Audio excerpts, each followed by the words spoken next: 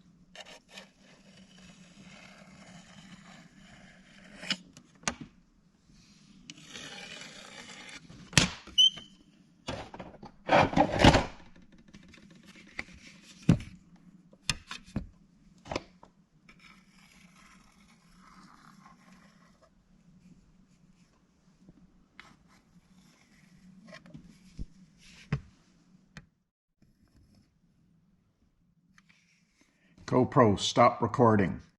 I was initially going to add some red down to the palette, but I thought, well, let's just keep using up the paint on the palette. I wanted the red, not to use the red, but to have the orange in there. So I've got a sort of a light yellow, and I'm going to use the burnt sienna to go into the orange. Burnt sienna is a dark desaturated orange. We're going to make it a bit lighter than that, so I think we'll just take a little bit of that there, maybe a bit more than we got. So that's a yellow medium in there right now, and mixed with a bit of yellow ochre. So now I'm going to come up and push that more into the orange side. Keep in mind this is just background, very little of this is going to show. And so I'm just going to blur the two lines there. And we'll just go through and smooth that out. One of the things when you're smoothing something out, you bring it down slowly. You don't pick it up and move it down there, because that's going to bring that dark color down. So we'll just smooth that out. So don't lift, just gradually work your way down. The faster you work down, the more you're going to blend the two colors together. So we'll just GoPro stop recording. Stagrifo is a form of Italian pasta. No, it's drawing in wet paint, and you use, to draw on that wet paint, you can use anything, but the most effective tool is a color shaper. And so these ones arranged here are Royal Sovereign, made in England, and they have, you'll notice that this tip is white, this tip is gray, and this one is black. Each is significantly harder than the other. Most of the ones I use are the softest one. Keep in mind that there are some out there that are red in color, and they are actually sculpture tools. They're much stiffer and meant for moving clay around, not paint. Now, why you want a nice soft one is these are basically squeegees. And so you're squeegeeing the paint off in places, which we'll get to in a minute. So you may have heard that size matters. And in the case of color shapes, it doesn't. Or is the rule size doesn't matter? I can't remember. Never been a problem. So the difference between this little tiny one and this big one is very negligible in the working of the very small size and the very large. This is the largest one and the smallest one I've seen.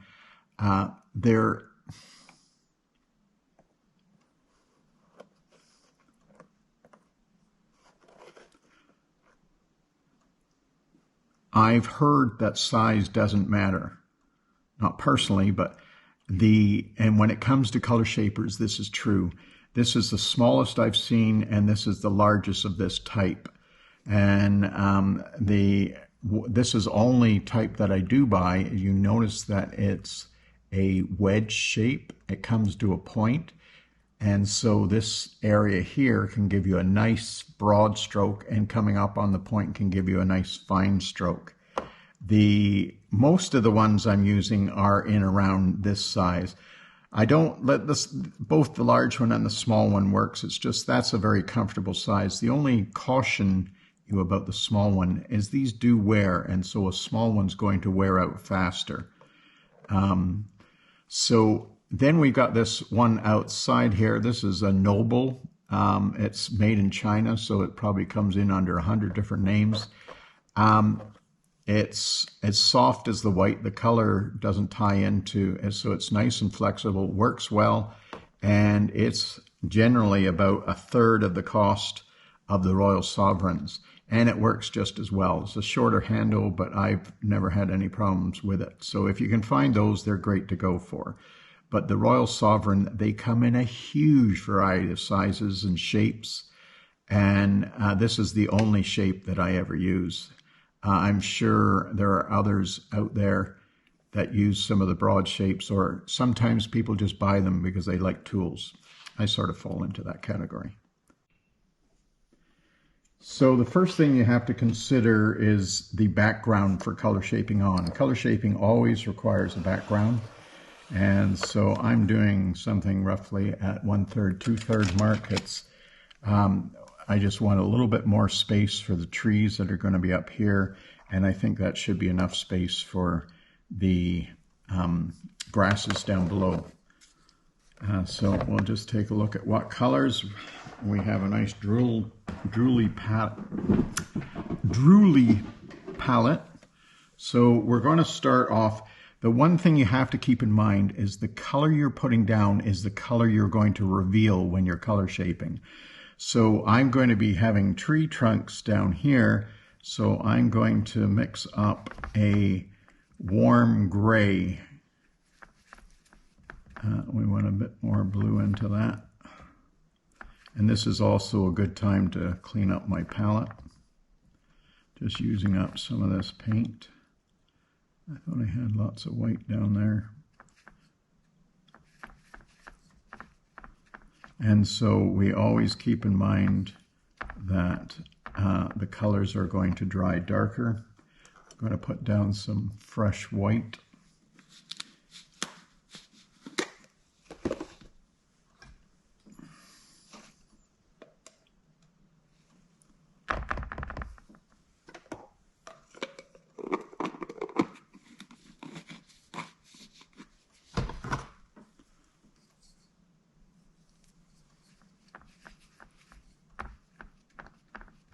I think we need a bit more blue into that. So this is a nice warm gray, leaning a little bit on the orange side, and I think that color is about right. So I'm just going to lay that above the line. Always like to do the sides at the same time, saves doing it later. So we're going to take that up a little bit higher. They got a couple of lumps. It's one of the problems with using up paint on a palette is it's not always nice and clean like you'd like it. But if you have a Scottish heritage or Dutch heritage for that matter, it's hard not to do that. It's better that we use up the paint rather than add more stuff to the landfill. So I'm switching into, I've added a bit of blue and a bit of white here. And I'm going to continue. So it's still very much in a gray, but I'm lightening this as I'm moving up into the sky area. There's not going to be a heck of a lot of sky in here, but I want to have that just a little bit lighter color. So as if the sky is showing through these, we will be. So we can smooth this out a bit, but it's really not that necessary. But we'll do that. Okay, so now we're going to do the grass area. I was initially going to add some red down to the palette, but I thought, well, let's just keep using up paint on the palette. I wanted the red, not to use the red, but to have the orange in there. So I've got a sort of a light yellow, and I'm going to use the burnt sienna to go into the orange. Burnt sienna is a dark desaturated orange. We're going to make it a bit lighter than that, so I think we'll just take a little bit of that there, maybe a bit more than we got.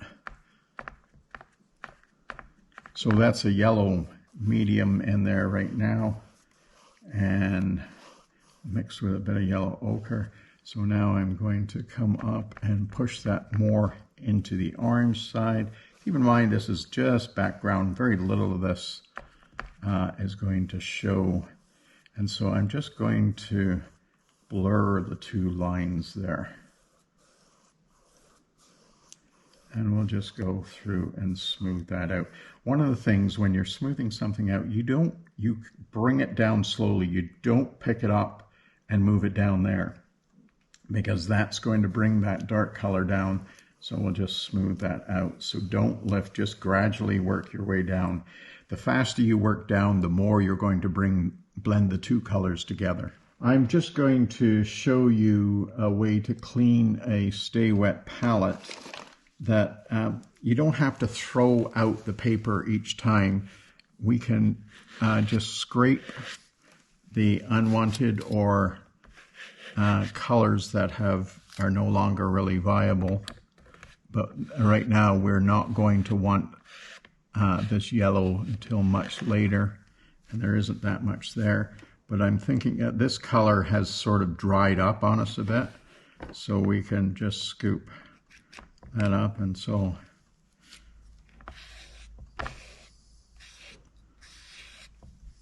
I hate to throw out any color that is useful.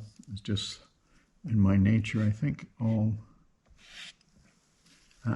This I'm going to save, but I'm going to gather. Maybe not. That's looking a little clumpy. It's not really dry, but it's started to congeal a bit, and so the color shaping is going to be such that we don't want. And I will use up paper towel. I don't throw it out after I get a little bit on it. It's part that Scottish nature, but it's also, we should do our part to try and reduce anything going into the landfill.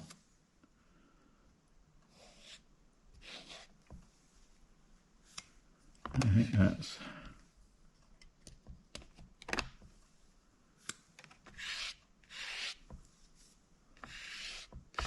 And so depending on what you're doing is you may need to clean that. You can clean this right off and run it underwater, and the paper will be stained, but it will. So I'm going to mix up a color very similar to what I have down there already in the trees, but it's going to be slightly darker than what we've got down there. You can color shape about 3 colors. After 3 colors, you pretty much cover the background that you started with. Later, I think we could afford to be a little bit grayer than what we've got there. So we'll add some blue into that. And when you're color shaping, having it thin is key. Like, you don't want it too thick so that you leave ridges, but you also don't want it so thin that it fills back in, as in you can see in this sample here.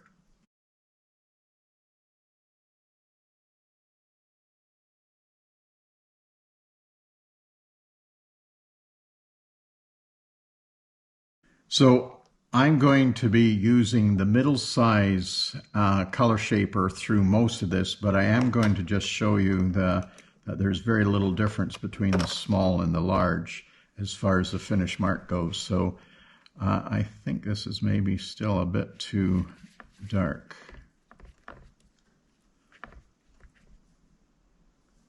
So, and that's maybe got a little too cool. So I've just added burnt sienna, which is shifting it into the more of the orange side, or the warm side. And so I'm just going to add some more water. That seems to be about the right consistency. So what I'm going to do is I'm going to just stroke that up, and then I'm going to get the small color shaper and just draw some lines in it. This is a little bit on the thin side. You can see it filling back in a bit. So I'm saying, I'm really not happy with those lines. So we're just going, and I think it's a little bit. So I've made that paint a little thicker. And you don't like what you did, you just scratch it off there or go through it.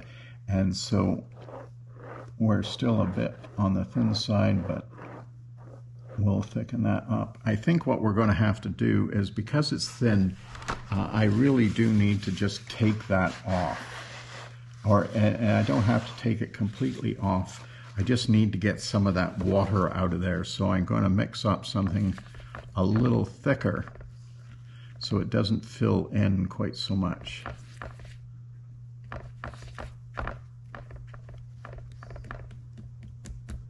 So we'll come in there and try that. And we've got a little unmixed color on the brush, but we're not going to worry about that, and just add a little bit more interest. So now you see that holds the line quite a bit better. And so we're going straight off the edge. We're not doing much more than scribbling. And so then we're going to, it's important when you don't cover the whole canvas. You have to do it in stages. Otherwise the paint is going to dry. So I'm just putting that down there. And now I'm going to use the large color shaper. And so you can see you can get nice fine lines, and you can do great big bold lines by pushing down or using the flat. I didn't really show you that on the small color shaper, so we're just going to, so you can do quite a bold line up there. I'm going to do a lot more lines at the top where there tend to be more branches. So now I'm going to go back to, you don't have to keep cleaning these things. Sometimes I'll wipe excess paint off with my fingers. But again, we have to overlap. So that otherwise, if you don't do that overlap, what you're going to get is lines or sections where you can see where you did this in strips. The idea is to just have it one continuous band of tree noise. And I refer to this as tree noise because I will be painting trees over top of this. But this is a great way to get a large number of trees in fairly quickly. And so I use this a lot in grasses, reeds, anything where there's a lot of.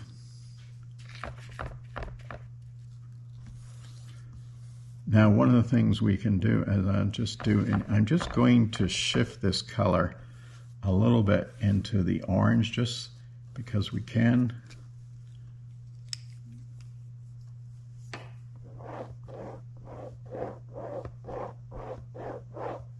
And you see I'm going up and down, not just down, up.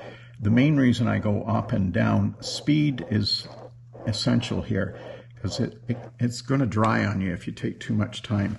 I don't like how low I came down with that color.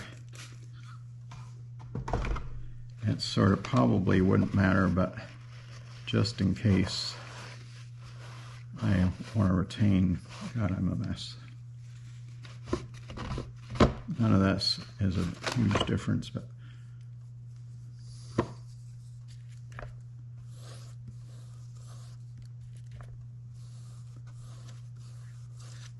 and you get an idea of how much paint you can lay down. It's never the same on any given day. If it even begins to dry, go over it again. You can re-wet it. Now, you do need to wait to make sure the background is fully dry, because you can delaminate or wear off the background, and you don't want to do that. So that's pretty good. So we're ready to do the second color. On a larger canvas, you don't have to wait for it to dry. Generally, by the time you get to the other side, where you started is already dry. I have used a hairdryer to rush this along because it is such a small canvas. So now we're going to, same color, but we're going to mix it darker. I think I'm only going to do 2 layers here. And as you do each successive layer, you should take more of the paint off so that you're still retaining the underlying color. So we are going to start on the same side, so we'll just check that color out. I think I'm going to go just a little bit darker than that.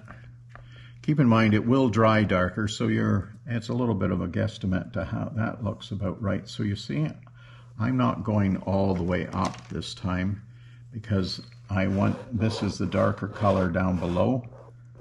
And so we're taking maybe a little bit more up. We'll stretch some of that up into.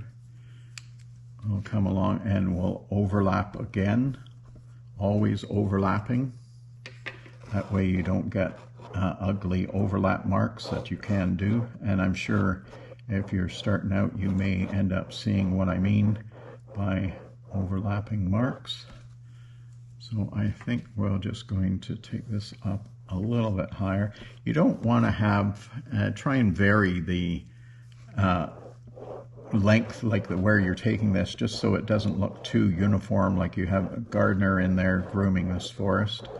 So the same time on the last one, we went a little bit more orange with a little bit higher concentration of burnt sienna in the mix, we're going to do that again.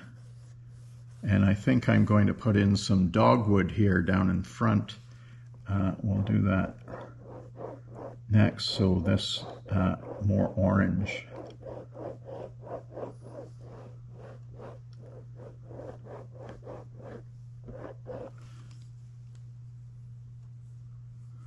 I'm not entirely satisfied with the way that. Just going to soften that a little bit. I didn't like how hard that transition. Just get a little. So what I did there, I gotta remember not to stop talking, but so this is just a wet brush and I'm just softening that upper edge and then going back in and restoring the strogrifo or the color shaping. So we'll come back and put a little bit more. And so you can see I'm not using a terrific amount of paint here. It's a good Scottish technique.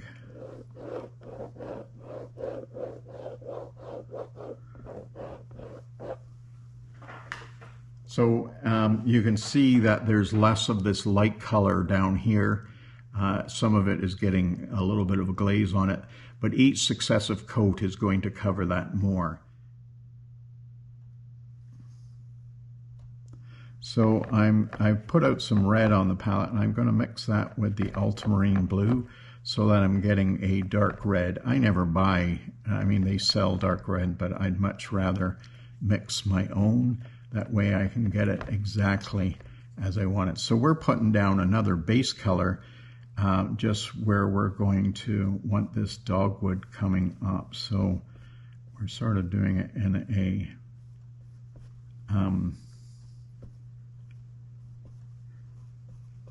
dogwood-like growth. So dogwood's a low-growing shrub that has that beautiful red color throughout. In the winter it can look absolutely beautiful as there's no other colors around. So we are going to let that dry before we color shape on top of it. So now we've let that red dry and I'm coming in making a darker red now, just adding more ultramarine blue. And so we can put that test down there and I think that's pretty good. So we're not going to lay it all down, and of course I don't have the color shaper right there. So I'm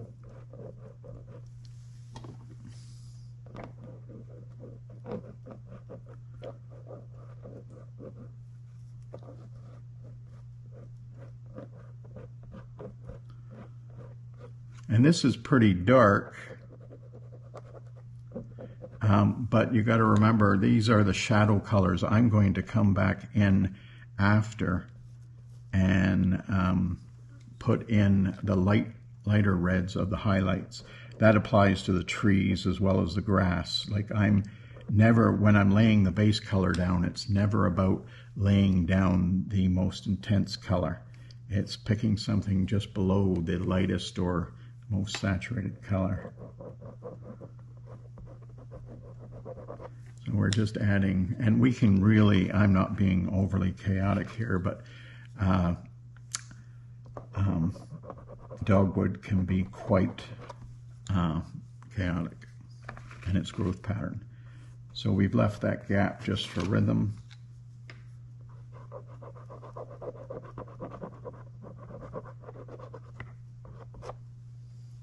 Okay, so we'll let that dry and we'll move on to the snow.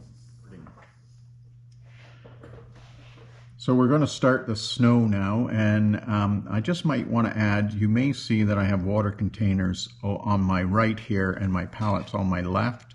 Generally, you never want to have the water where you're carrying a wet brush across the canvas.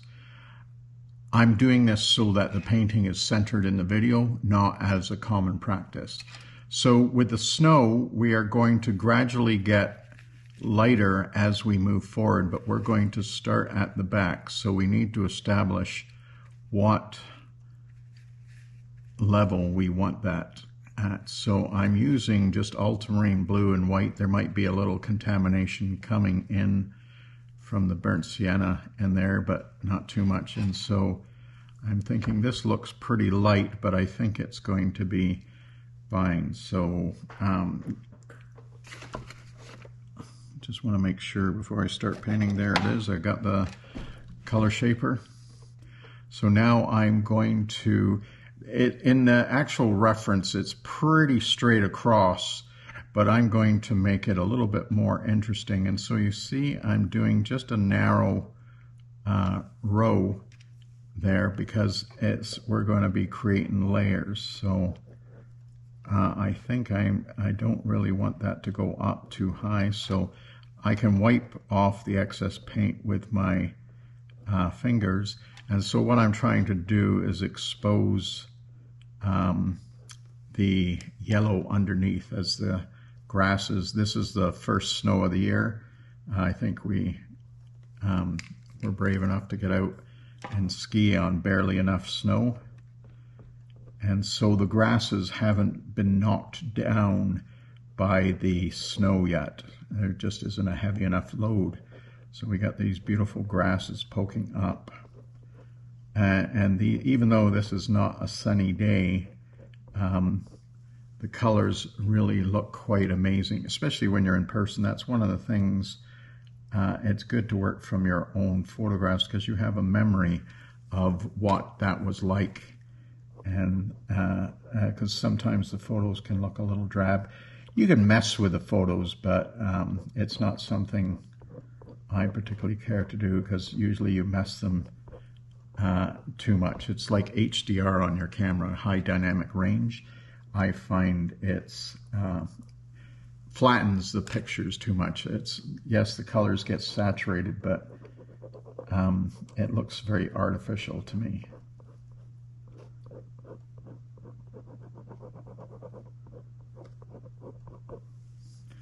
Okay, so now we're going to come back, and we will get some overlap. I forgot to lighten that. I'm going to lighten that just a little bit. And so these bands are going to get gradually bigger as we come forward, and add a little bit of perspective in there. So I really am not doing much more than scribbling.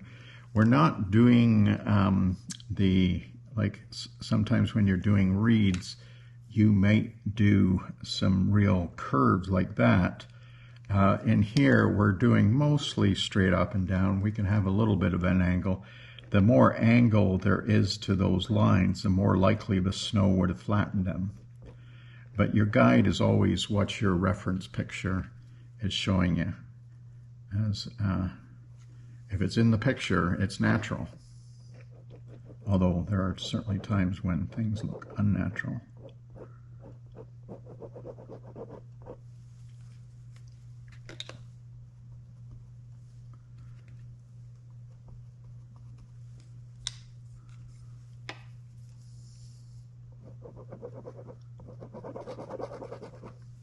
So you can see what I was talking about earlier about there's sort of an overlap line, and you can work at getting rid of that a bit, but it's a lot easier while the paint is still wet up above. But in this, I'm not too worried about it because I am going to be painting over top of that. So I'm going to add some more white now.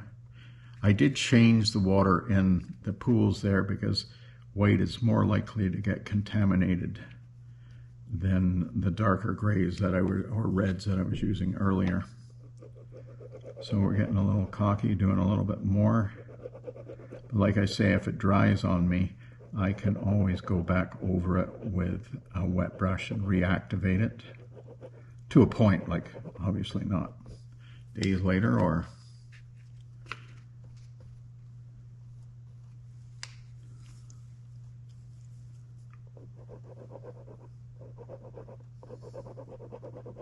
So the types of lines that you're color shaping in really depend on what your reference is calling for. Like I certainly have done, well, a cornfield, as you'll see in one of the samples after, is quite different than where the cornfield you're a lot more expression. I think I'm going to take that still lighter.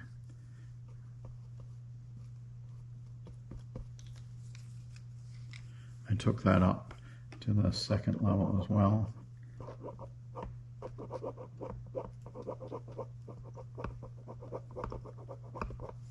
We're not going to do any more than one layer here because we'll lose too much of the yellow-orange color. We will be painting negatively through that later. I'll just try and get this. Make sure that you are done before you move on, not like I did there, tearing ahead.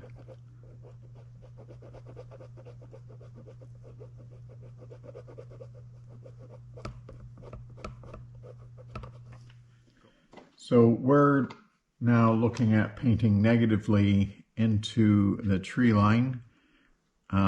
The blue that we're going to be painting a blue sky in there. The blue we're looking at is going to be the same ultramarine blue that we've used in the snow, but a little bluer. And I think that should be blue enough. We want it to appear light, so I've got the painting upside down just because it's easier to reach. So we're just going to start putting in sky holes through these trees, and we're trying to be random in our doing of that. So we're picturing the light lines as the tree trunks, and the dark is the space between. Down below it's shadow, but here it's just to be painted out in blue.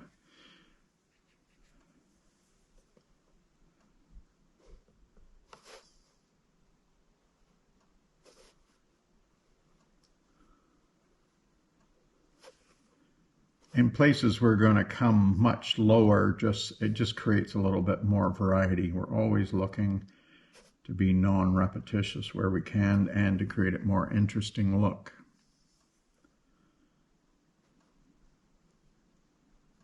I'm using a number 6 rigger at the moment.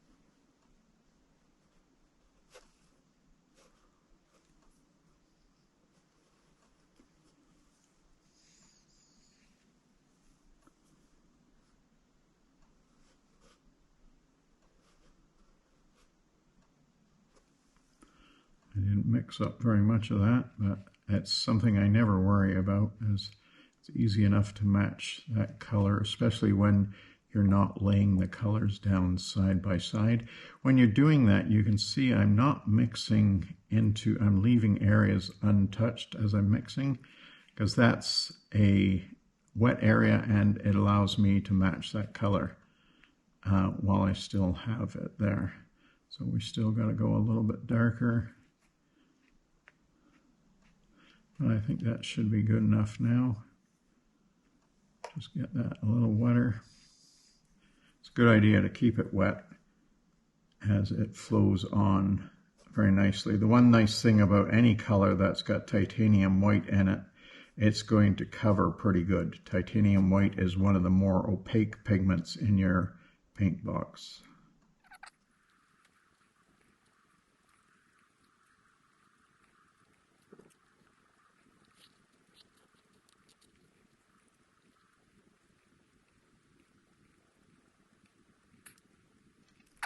I'm going to switch to a number 2.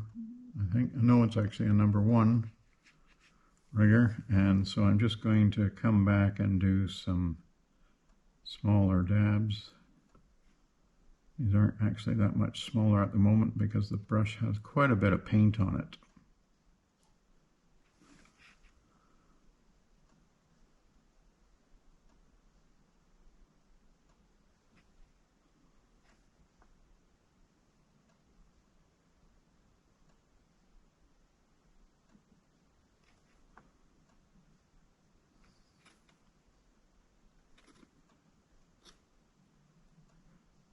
So we're going to now start doing some, they're background trees, but they're the trees that are a little bit more directly painted than the color-shaped trees that we've already done. So we need to pick a color that is going to stand out against those. So I'm going to just add, thinking this is a lighter gray color, but I think I'd like to just put in there a little bit of yellow ochre. So we start on the point and we push down and we get a nice broad line, or we come in and we push down and we lift up.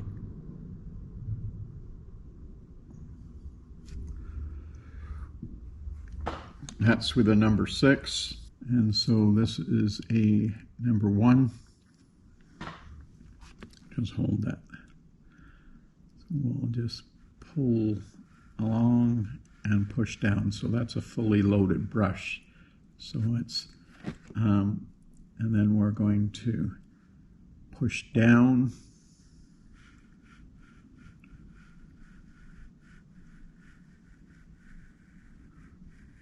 And gradually come up. So we'll take some of that. So now we've got a nearly empty brush.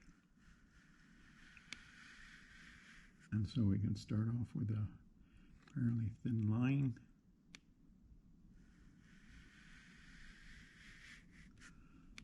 Gets even thinner. So, and as the line gets thinner, it's harder to see that transparency that you can see. This is a very transparent color.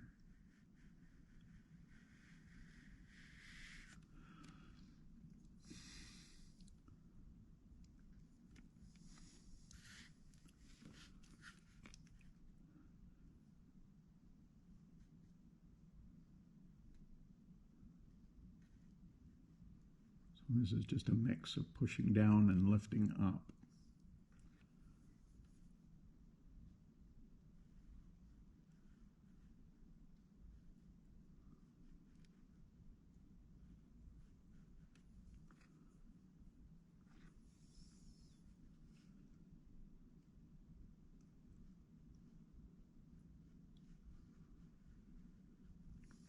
Just going to put a little bit of yellow ochre on the palette.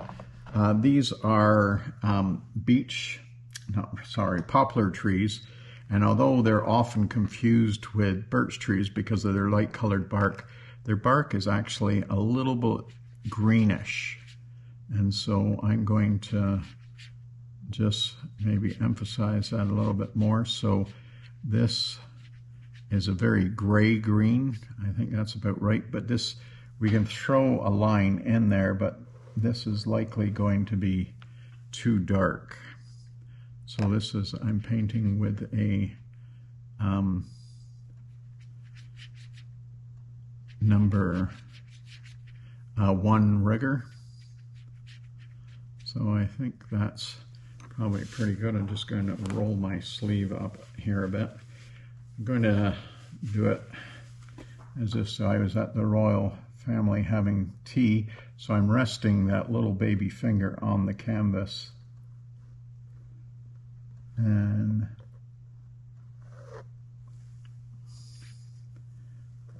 just to take the shake out of my hand, or take some of it out.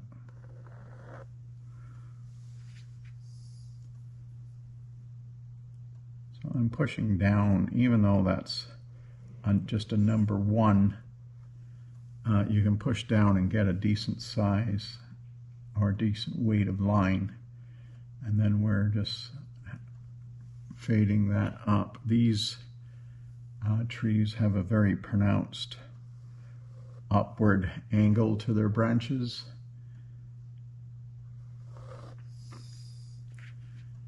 And they sort of come out and then sort of curve back in. Maybe not quite as curved back in as that, but we're just going to do a few there. We're going to be putting some of these trees in the foreground, so I don't need a lot of these.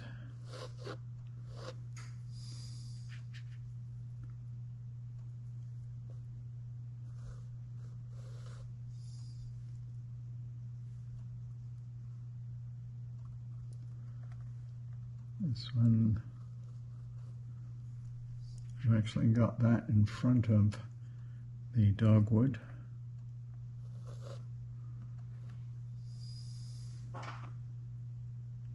And I think we'll just put a couple more over this side.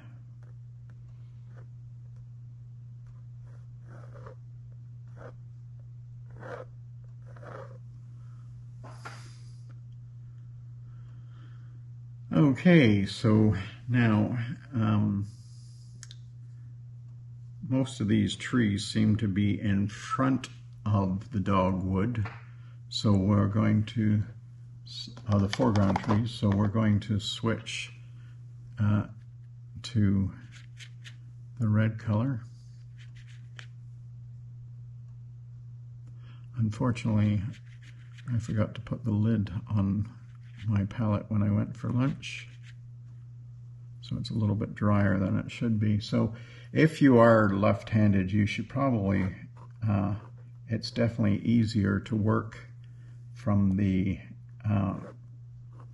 starting on the right-hand side, so that you're not potentially dragging your hand through the paint, the wet paint.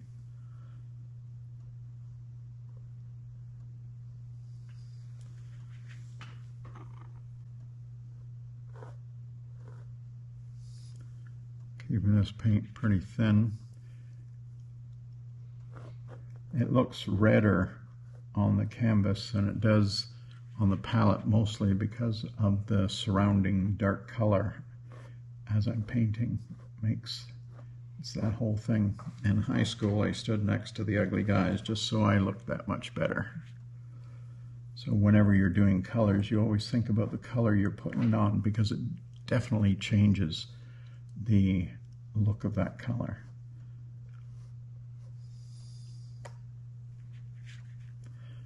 There's a whole series of optical illusions that make their mind think colors are different when in actual fact they're the same. It's just the background color that's changed.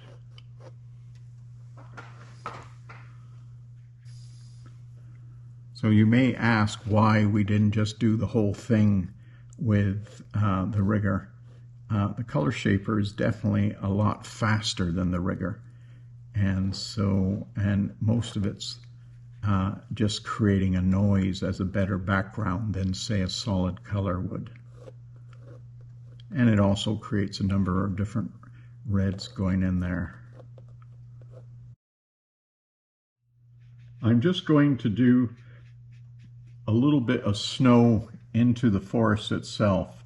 So we're going to be painting just between the tree trunks. So this is a snowbank that is just a little bit into the bush itself. So I'm just going to give a line like that, representing the top of that snowbank. So we'll go right up to that line, but we won't go over that line. So we'll put a little bit right into the dogwood here.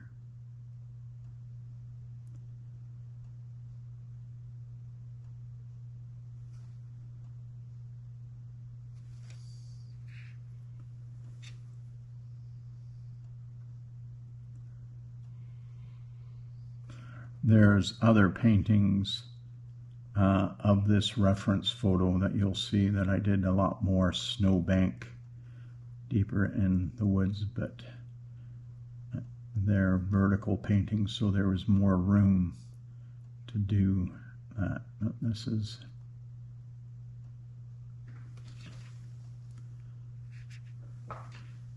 I'm going to bring that down a little bit lower.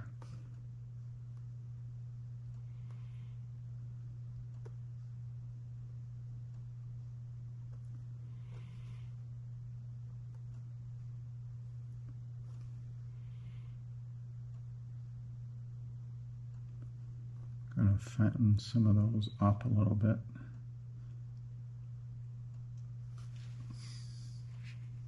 Don't like how noisy they are, or just too small and bitty.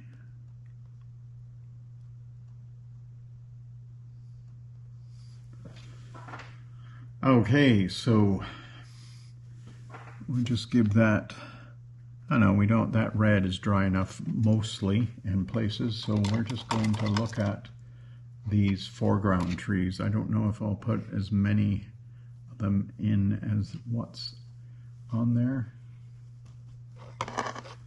but we're going to use that same color there, but we're going to make it quite a bit whiter.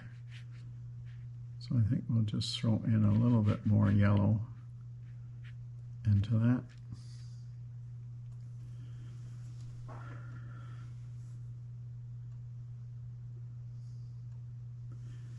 So these are pretty straight trees.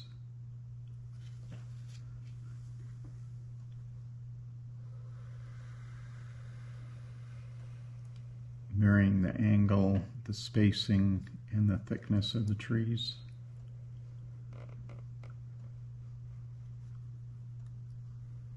Pulling them down into or in front of the dogwood.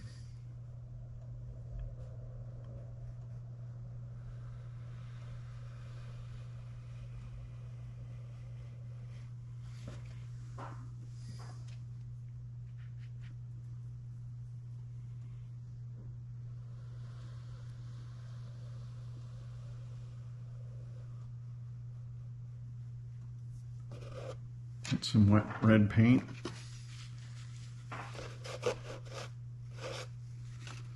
Not a big deal because we're going to be putting some grasses on front of that.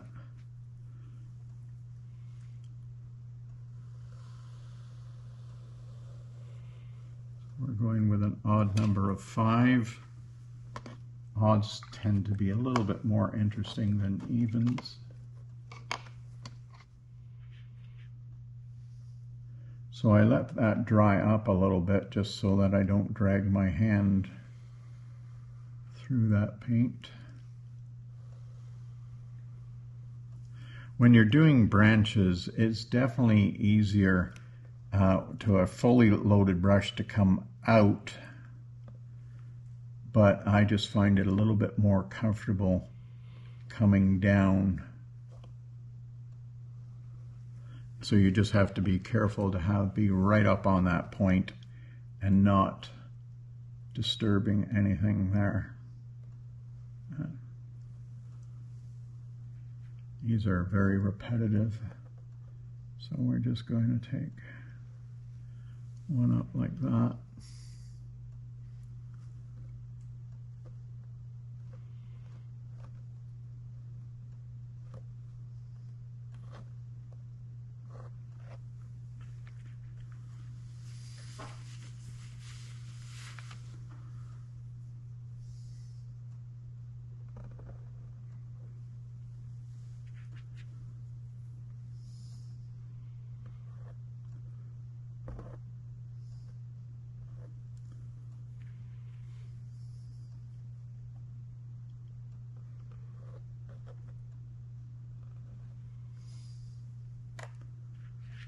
Keep that paint fairly thin because that way it's going to flow nicely off that brush.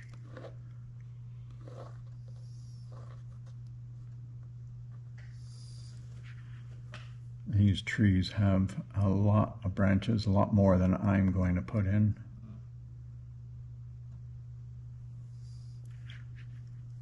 This is kind of a stylized or abstracted approach. Still highly representational, but not anything like a photorealist.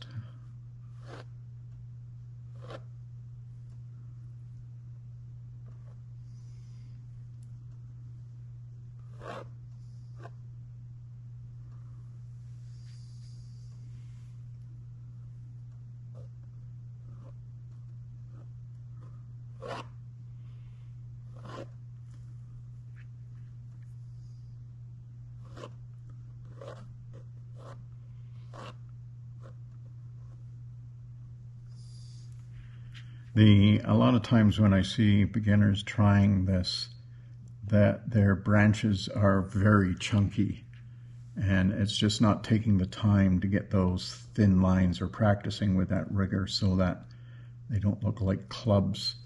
And most of it is getting the paint thin enough so that you don't have to worry about it being fully opaque because the lines are thin enough that you won't be able to tell that they're semi-transparent.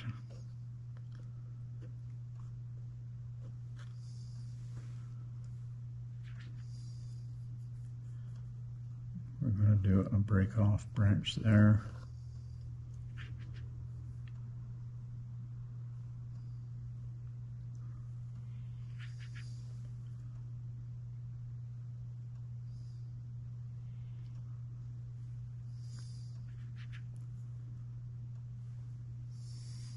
One of the things that's interesting is when you look at the reference picture, you can see that the trunk appears lighter when it's against something dark, but as soon as it moves into lighter into the sky, it's actually darker, or appears darker.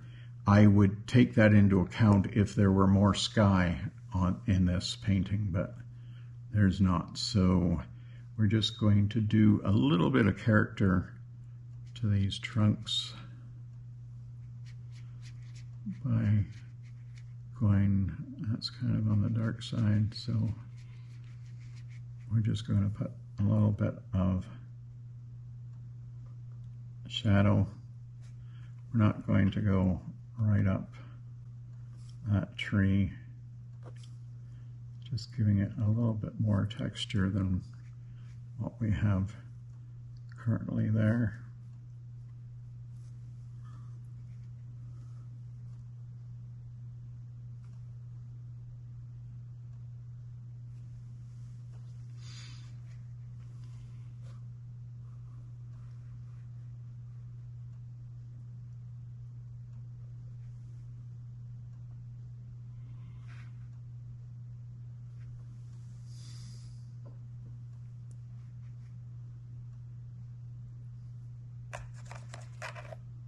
Just now going to come in and put some highlights. So I've added more white and more yellow ochre.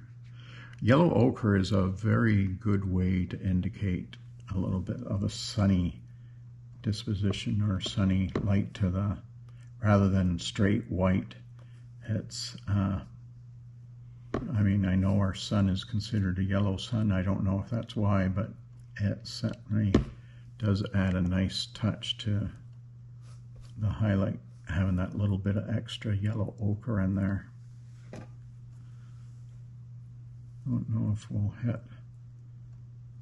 all the trees. We can have some go back in shadow.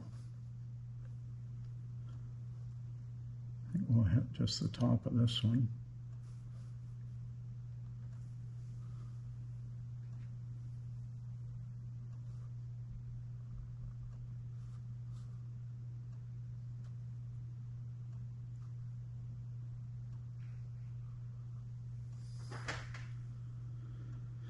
Okay, so now let's take a look at doing some of those grasses. So in the reference, there's a series of yellow grasses sort of at the top. We're going to continue with this number one. So we're just going to come along here and anything will cover any transitions that we're not crazy about, like that blue going up in there didn't look quite right.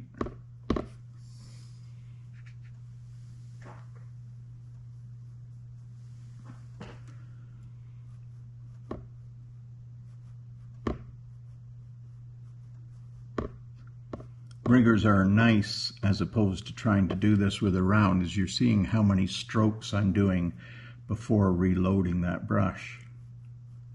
You just have to remember when you just freshly reloaded it, it's going to be a heavier line than when you left off. So you may have to compensate by pushing heavier when it's running out and a lighter touch when you've just loaded it.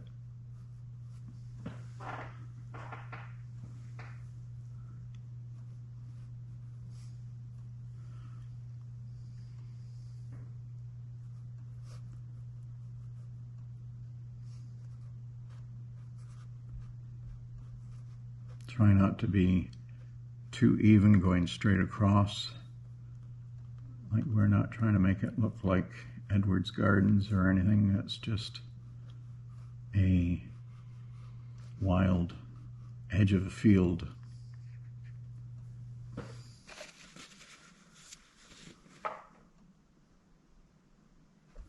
So before I finish that, I'm just going to come in here and shift more into the orange side, or I've just added some burnt sienna to that. And so we're going to finish this off with this color here. We'll come back and drop some of that color in through there.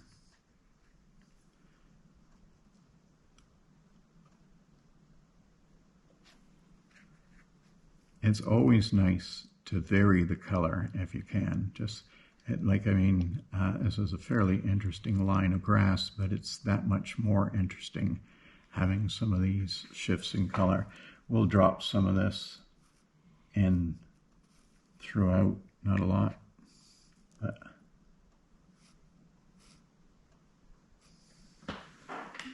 okay, so we're going to be coming down in stages the same way that we laid the original grasses in when we were doing the color shaping.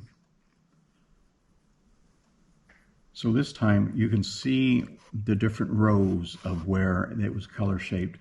So what I will do is paint more on top of that seam just to hide that a little bit, make it look.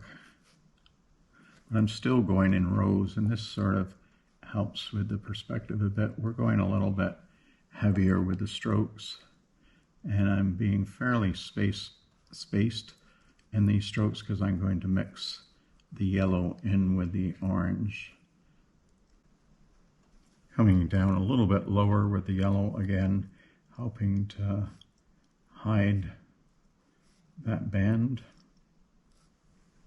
So I'm going to come in with a darker color. I think that might be a little too dark. So we'll just bring some of that over into there. We don't want anything too drastic of a change, but a lot of these would have been nice and yellow early in the fall, but they're starting to get water damaged and get dark and dirty. With a rigger, that being able to do more lines without having to reload does make this a very fast process. And I'm not just blindly scribbling here, I'm thinking about where they start, where they end, the spacing. And if I need to go back and hit a spot,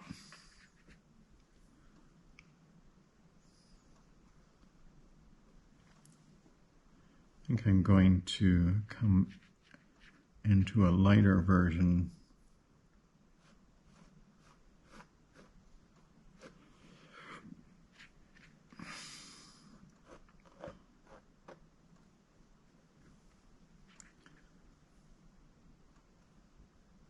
This color is really not showing up that much, so we'll come back into a slightly dark. It's darker than what I have there, but not as dark as what I was using.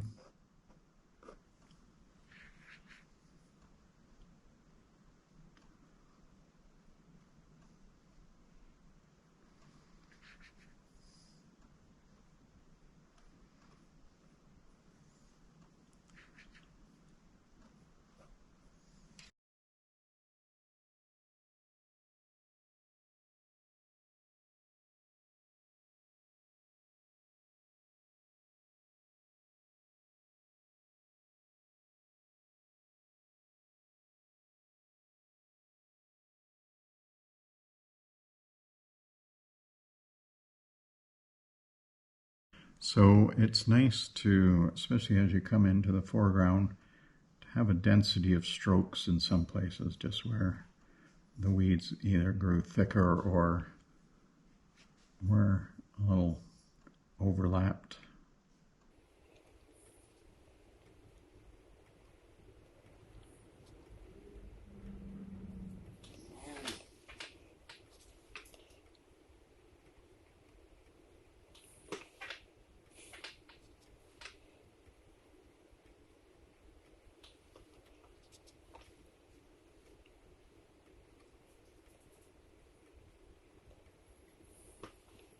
In the foreground, I'm doing a little bit more of an angle. Not a lot of it. It just, you see a little bit more of that happening in the foreground, but still, if there's too much angling, the snow, even though the snow is quite light, it will still take the angles down. I'm going to just try going a little bit darker, just in the foreground, just to see if we can't give this a little bit more color depth than what we're getting.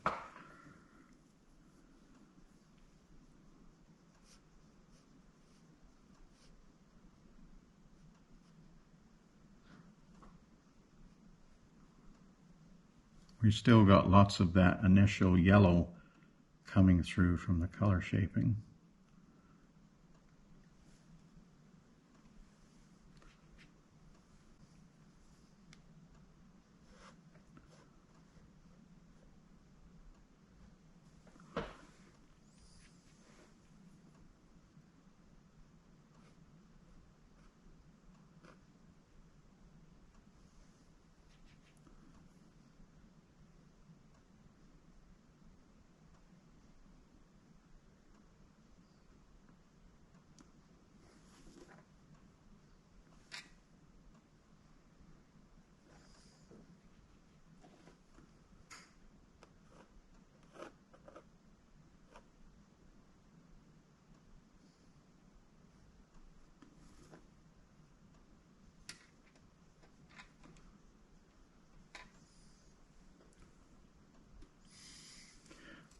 Okay, looking at these yellow or yellow-orange marks going through there, they seem a little too dominant, so I'm going to just come in with something quite a bit yellower. We'll see what this color, and I think that's a good color. So I'm just going to break them up a bit by making my strokes, not taking them out entirely, just going over top of them so that they don't look like so many teardrops going through the painting.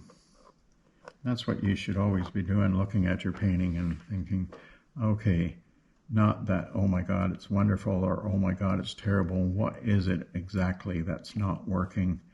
And see if you can't address that. There's usually a solution short of gesso over the whole thing.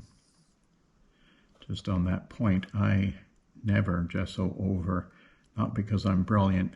It's just I want a clean canvas without any bumps. If I'm going to reuse a canvas, which I rarely do, I would just use it for an impasto piece where I'm applying the paint and the previous painting will not show through.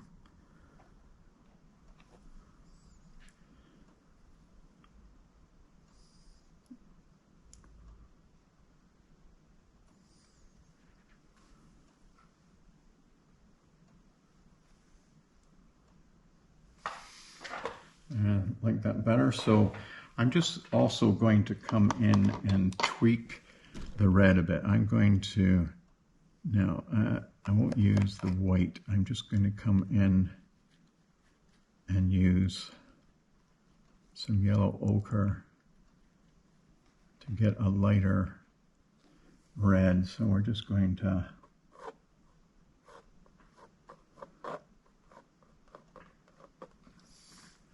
really add some vibrant.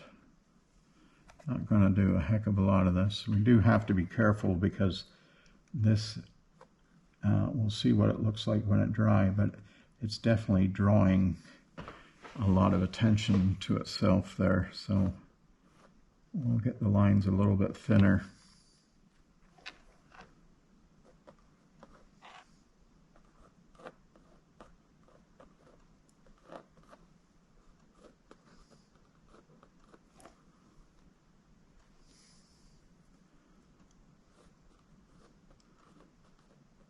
I don't think it's still the case, but there was a common belief among many artists that if you had red in the painting, it stood a better chance of selling. I'm not doing it for that reason. This is all about you, showing you how I'm doing that. So I think that will be enough. Except maybe we'll just throw a little bit penetrating down lower. Okay, so the last thing I'm going to do here, we'll just take that chalk line off, but is I'm going to paint in some negative snow in the foreground. So we're going quite white, whiter than what we have done, but still just that hint of blue. And so I think we could, I don't know if I can get much more white out of that before.